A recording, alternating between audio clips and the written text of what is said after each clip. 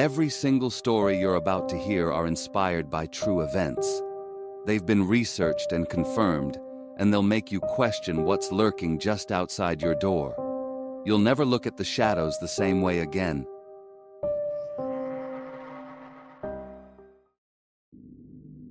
The high desert of eastern Arizona is a lonely place after midnight. The road is a thin crack of asphalt winding through a canyon of dark rock, a place where the sky feels small and trapped. For Ron, pushing his rig through the dead of night, this was just another empty stretch on the map. The only sounds were the deep, steady rumble of his diesel engine and the hypnotic hum of 18 tires rolling over the cold ground. The faint, oily smell of the truck was a familiar comfort against the vast, silent darkness outside his windows. Hours earlier, he had stopped for fuel at a tiny gas station that seemed to be the only light for 100 miles. The old man behind the counter had shaky hands and eyes that seemed to be constantly looking past Ron's shoulder, out into the night. As Ron paid, the old man had leaned in, his voice a dry whisper. "You're heading east on the 60, right? Through the canyon?" Ron had nodded. The old man swallowed, a nervous clicking sound in his throat. "Listen," he said. "If you see something that looks like it needs help, it doesn't. Just keep your eyes forward. You understand? Don't you stop for anything." Ron had just shrugged, taking the warning as the strange rambling of a lonely old man. But now, with the canyon walls rising around him like ancient teeth, the words came back to him, an unwelcome echo in the quiet cab. He shook the thought away, taking a sip of lukewarm coffee. The world was just the twin beams of his headlights painting a moving patch of light on the road ahead. Then, a flicker, a distortion in the perfect, empty blackness. Ron leaned forward, his hands tightening on the wheel. It was a shape, low to the ground, lying directly in his lane. Maybe a fallen rock or a large animal. He slowed the truck, the loud hiss of the air brakes cutting through the engine's drone. As his headlights swept over the shape, his blood ran cold. It wasn't an animal. It wasn't a rock. It was two people. They were lying on the asphalt, one behind the other, their bodies perfectly still. A knot of ice formed in Ron's stomach. The first thought was accident. He had to stop. He had to help. His foot pressed harder on the brake. But then, the attendant's words screamed in his mind. "It doesn't need help. Don't you stop for anything." His truck was now crawling forward at less than 5 miles an hour. The figures did not move. They just lay there, limp and lifeless in the stark, white glare of his high beams. He saw no other cars, no shattered glass, no sign of a crash. There was only the strange, silent scene, a trap laid in the middle of nowhere. His heart pounded against his ribs, a frantic drumbeat in the silence. Every instinct told him this was wrong. This was the thing the old man had tried to warn him about. He made a decision. Ron took his foot off the brake and slowly, carefully, began to steer his massive rig into the opposite lane to go around them. The sound of his tires crunching on the gravel shoulder was unnervingly loud. He kept his eyes locked on his side view mirror, watching the two still forms on the road. He passed them. They did not stir. For a moment, he felt a wave of relief, followed by a sharp pang of guilt. What if they were really hurt? Then he saw it in the mirror. As the red glow of his taillights passed over them, the two figures began to move.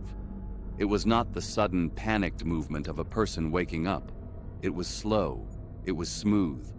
With a motion that seemed to have no joints, no bones, they rose to their feet.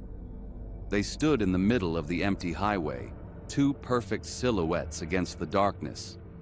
They didn't look at his retreating truck. Instead, they turned in unison and began to walk.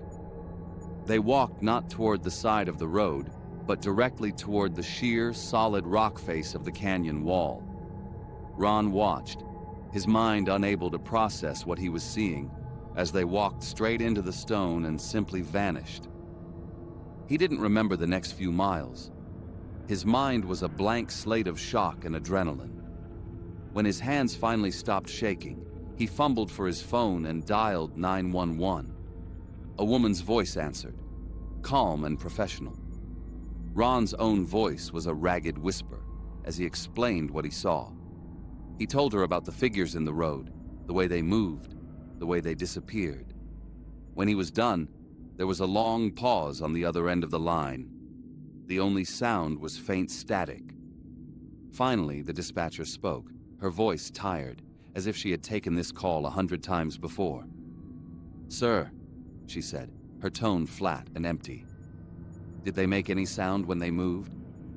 Ron's throat was dry. "No," he managed to say. "No, they were completely silent." Another pause, longer this time. "The nearest state trooper is 2 hours away from your location," she said, her voice dropping a little lower. "Do not stop your vehicle for any reason.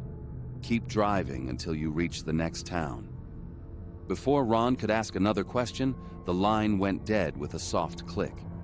He drove on, the deep rumble of the engine the only comfort in a world that suddenly felt thin and breakable. He was safe, but the silence of the canyon now held a new and terrible weight. He had looked into the darkness, and he knew, with a certainty that would haunt him for the rest of his days, that something had looked back.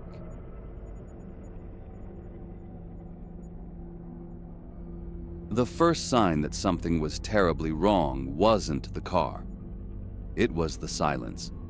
One moment, the cab of Harris's truck was filled with the easy, crackling conversation of the CB radio, a familiar voice telling a long-winded joke as he passed the green sign for mile marker 120. The next, there was nothing, just a dead, heavy quiet that swallowed all sound. Harris frowned, his thumb reaching for the radio controls.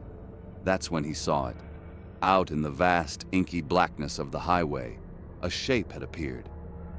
It hadn't driven into view. It was just there.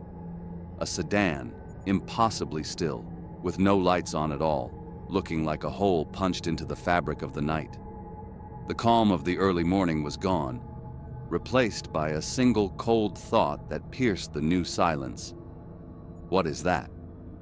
He pushed a button on his steering wheel. His high beams flashed, cutting a bright path through the night. The light washed over the sedan, showing its dark, rectangular shape for just a second. The car's flat black paint job seemed to absorb the light, giving nothing back. A cold feeling crawled up Harris's back. Every instinct screamed at him to hit the brakes, but a deeper, more primal part of him kept his foot on the gas. He kept going. He slowly pulled into the left lane to pass the silent, dark shape. As his truck rolled past, he tried to get a look inside. The windows were tinted, so dark it was like looking at polished obsidian. He couldn't see a thing, couldn't even make out a silhouette. He finished passing it and pulled back into the right lane, his heart starting to beat a little faster. He glanced at his side mirror, expecting to see the car shrink in the distance. But it wasn't sitting still anymore. It was behind him, its lights still off, a dark blur that kept perfect pace with his truck. Harris tapped the CB transmit button. "Hey, you still there, Jimmy?" he asked, his voice tight. The only answer was the harsh, empty sound of static. He tried again. More static. The silence on the radio was a deafening vacuum. It was just Harris and the car, alone on this dark stretch of road known for trouble. His hands, slick with sweat, gripped the steering wheel. He remembered the stories other truckers told, stories about gang initiations on this very highway. He fumbled for his phone, flipping it open, no signal. Of course. He glanced at the side mirror again. The car was still there, a perfect 100 feet back. But now it was drifting, slowly weaving from one side of the lane to the other in a lazy, hypnotic pattern. It wasn't driving like a person. It was moving like a predator toying with its food. He floored the accelerator. The diesel engine groaned in protest, the low rumble filling the cab as the truck picked up speed. He watched the speedometer climb. 70, 80, 85. He looked in the mirror. The car was still there. It matched his speed instantly, effortlessly, its position unchanged. The fear in his gut twisted into something sharp and cold. This wasn't a prank. For miles, this terrifying game continued. The sedan would sometimes drop back, giving Harris a brief, flickering moment of hope, a gasp of air. Then it would reappear, surging forward with aggressive speed to tailgate him, its dark shape filling his entire mirror. Twice it pulled up alongside him, the dark-tinted windows a silent, menacing presence, before dropping back again. They were playing with him, and Harris knew it. This was a cage, a 10-mile stretch of asphalt where they were the hunters and he was the prey. Then, just as the green sign for mile marker 129 flashed past his window, the car made its final move. It surged forward one last time, its speed aggressive and final. It moved like a predator, pulling up fast in the lane to his left. Harris could feel its presence right beside his cab, a cold weight of pure malice. And then, the car swerved. It angled its front end directly toward his driver's side door, forcing him to make a choice. He didn't have time to think.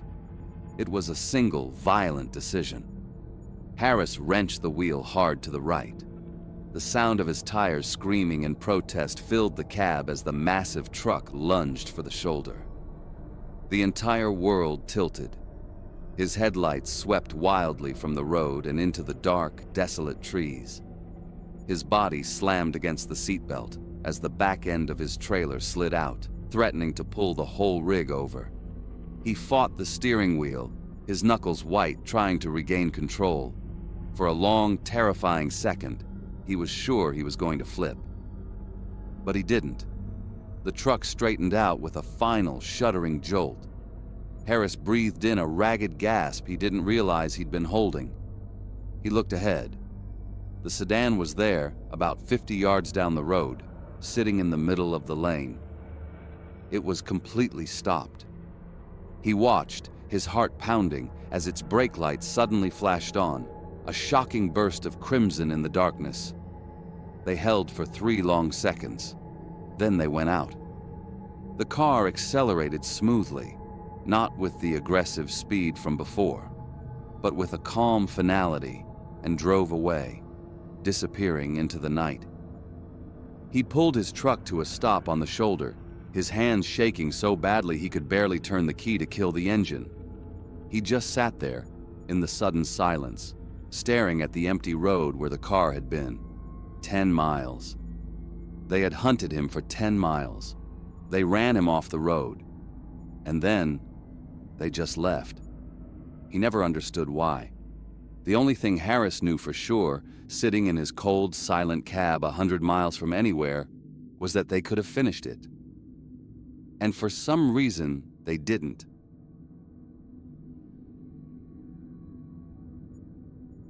The tap on the window was polite, but the man on the other side of the glass wasn't. For a trucker named Mark, sitting in his cab at a Love's, it was the end of a long day. The sound of the interstate was just background noise as he sorted out his paperwork. He was tired, his guard was down, and he made a mistake. "Excuse me, sir," the man said, his voice quiet. He looked like a salesman who'd had a bad week.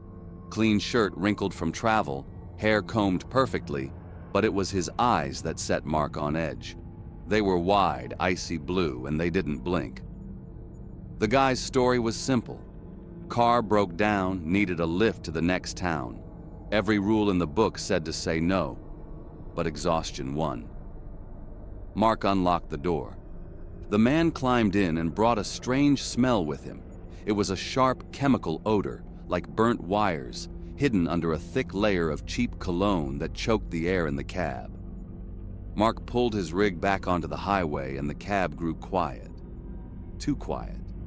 The man didn't talk, and the silence got heavier as the last streaks of sunset vanished from the sky. Then, he started talking about his dog. He went on and on about this dog, describing its floppy ears and the way it would chase a ball. The details sounded real, practiced. It was almost normal, and for a minute Mark thought the guy was just a lonely traveler. But then, the man just stopped. Mid-sentence. The silence that followed was worse than before. For 30 solid minutes, nothing. Only the whine of the tires on the road. The world outside was pitch black now, the highway emptier. Mark's knuckles were white on the steering wheel. Then the man's voice cut through the dark. Helicopter. Just that one word. It made no sense. Mark's heart hammered in his chest. He had to say something, anything to make it normal again. So, he said, his own voice sounding strange. When will you see your dog again? The man turned his head, his eyes catching the green glow of the dashboard. I never had one, you know, he said. His voice was completely flat. I've never owned a dog. That was it. The friendly act was over, and a cold spike of fear shot right through Mark. This wasn't a passenger, this was a problem he had to get out of his truck. He kept driving, his mind racing, forcing a laugh here and there, just trying to keep the man calm. Every passing mile marker felt like a countdown. Then he saw it, the bright glowing sign of a gas station on the horizon. It was a lifeline. As he slowed the rig, he tried to sound casual. I've got to make a stop here, he said. Need to take a shit. The man didn't reply, just stared at him with that same blank, emotionless expression. Mark pulled into the lot, his hands slick with sweat on the wheel. He had a plan. Leave the guy in the cab, get inside, call the cops. He grabbed his wallet. I'm running in, he said. You want anything? Sure, the man replied, and Mark's plan evaporated. The man's door opened. He was coming inside with him. They walked into the store, the blast of AC and pop music feeling like a different planet. Mark's passenger was instantly distracted, looking at the snack aisle, and then he turned to ask another customer a question. That was his moment. Mark turned like he was heading for the restroom, but as soon as he was out of sight, he bolted for the exit. He didn't run, he sprinted. He didn't look back. His boots hit the asphalt, and he fumbled for his keys, his hands shaking. The keys scraped against the lock before finally sliding in. The engine turned over with a roar. He threw the truck in gear and stomped on the gas, leaving the truck stop and the strange man behind in a cloud of diesel smoke. He spent the next 100 miles checking his mirrors, but there was nothing. Just a close call. Just another story about the things you find in the dark, out on the lonely road.